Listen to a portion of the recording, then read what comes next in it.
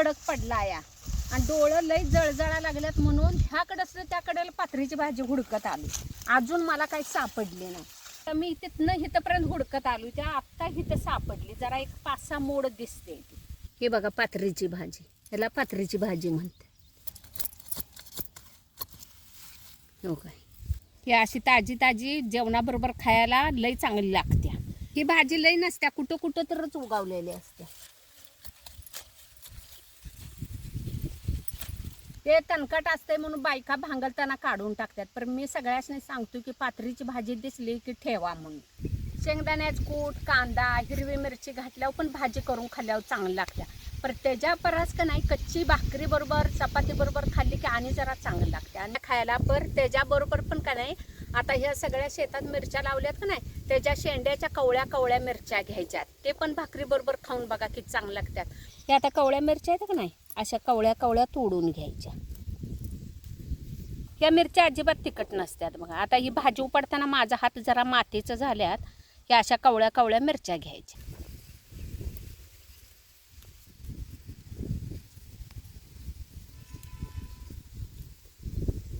गेल्या वेळेस शेतात काकडी होती, त्याचा एक वेल उगावला होता आणि त्याचे आता एक म्हणलं वेल तर उलटा करून बघितला तर त्याला एक काकडी सापडली. हे बघा ही. आणि हे आता मी खरड्यासाठी मिरच्या घेतल्या आहेत.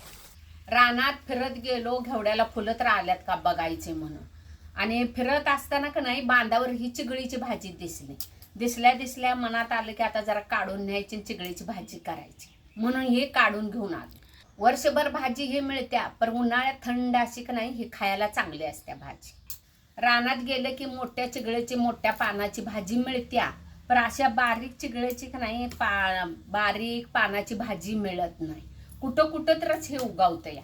आणि हे कसं असं पसारतं या, डोंगाच्या डोंगा असते आणि मोठ्या पानाची चिगळीची भाजी कुठं पण ती तणकाट म्हणून उगावत्या, पण ही जास्त मिळत नाही. चिरगोळीच्या भाजीत थोडं शेंगदाणं मिरच्या घातल्या की भाजी चांगली लागते. थोडंसं म्हणून शेंगदाणं जरा भाजून घेऊ. एक 5-6 मिरच्या आणि 8-10 लसणाच्या पाकळ्या हे शेंगदाण्यासोबतच जरा भाजून घ्यायचे.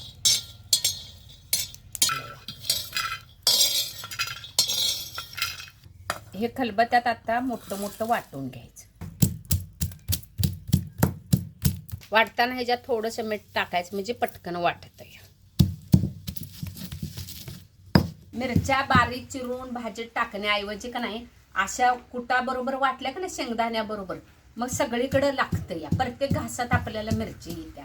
मोठं घबरं जरा वाटून घ्यायचं. लई एकदम बारीक करायचं नाही, नाहीतर भाजीत सगळा काला होतो, मग चांगलं लागत नाही. जरा मोठं कुट का नाही दाताखाली यायला पाहिजे, तेव्हा ती भाजी चवीला लागते.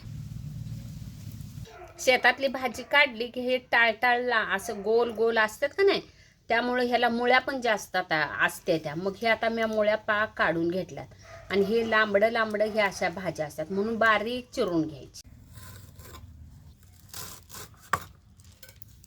अशी भाजी बारीक चिरून घ्यायची. चिरायच्या आधी मी भाजी धुतलेली होती. चिगळीची भाजी करत असताना नाही थोडासा कांदा जास्त घालायचा, बारीक चिरायचा. मोठा कांदा चिरायचा नाही, म्हणजे भाजी चवीला चांगली लागते. एक अर्धी पळी तेल टाकलं, ह्याच्यात कांदा टाकायचा.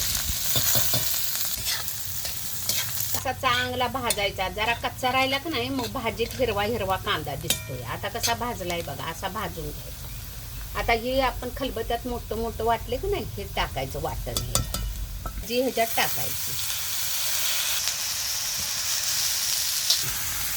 म्हणजे सगळीकडे ते कूट मिरची लसूण मिक्स. तुम्ही कुठल्या पण पालेभाज्या करताना लोखंडी तव्यात किंवा कढईत करायच्या, असं स्टीलचा जलमरचा वापर करायचा.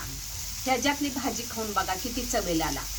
आपण शेंगदाणे मिरची वाटताना थोडं मीठ घातलं होतं म्हणून थोडंसंच आता वरण घालायचं, जास्त घालू नका नाहीतर खराट. थोडंसं यात पाणी घातलंय, आता झाकून ठेवायचं खालवर करून. भाजी जरा आंबूस असत्या, असं जरा आंबट भाजी लागत्या, त्यामुळे ह्याच्यात आता जरा लसणाचा झटका, मिरची झणझणीत आणि हे आंबूसपणा, त्यामुळे ही भाजीला लई चव चांगली येते. पानात भांगलाय लागलं का नाही बायका तर प्रत्येक भाजीचा मोड वेगवेगळा सापडतो. काय रानभाजी, तांदळीची, मोठी घोळ किंवा अशी चिगळीची भाजी, प्रत्येक मोड घावल तसा वट्यात घ्यायचा आणि संध्याकाळी सगळं निवडून असं झालं की भाकरी केली की त्याच तव्यात जरा लसूण तेल टाकून असं उलट पालट केलं की किती चांगली भाजी. आणि सगळ्या भाज्या मिक्स असतात का नाही, त्यामुळे ती पौष्टिक पण असते. त्या आपण कसं करतो, एक भाजी आणतोय ती करतोय, पण रानात बायकांचं का नाही वेगवेगळ्या भाज्या मिळते. ही पानं बारीक असतात का नाही, आणि सगळं पाणीच त्यात भरलेलं असते, त्यामुळे ही भाजी का नाही शिजवली की असं जरा काला झाल्यासारखं होतं. आता ही भाजी तयार झाली आपली, ही सगळी काढून घेऊया.